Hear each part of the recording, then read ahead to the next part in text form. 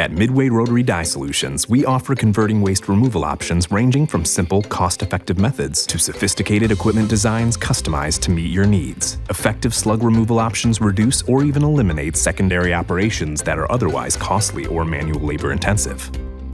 The stripping pin removal system utilizes a matched die and anvil configuration to provide incredibly fast and precise slug removal.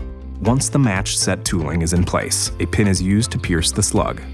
As the matched set tooling rotates, the pierced slug is pulled down through a stripping comb that is attached to the press and aligned with the anvil. The stripping comb strips the slug from the stripping pin and deposits it into the collection system.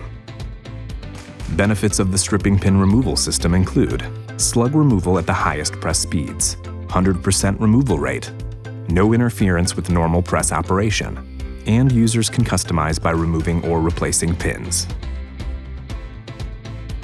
At Midway Rotary Die Solutions, we are ready to assist you with selecting the converting waste removal option that best meets the needs of your project.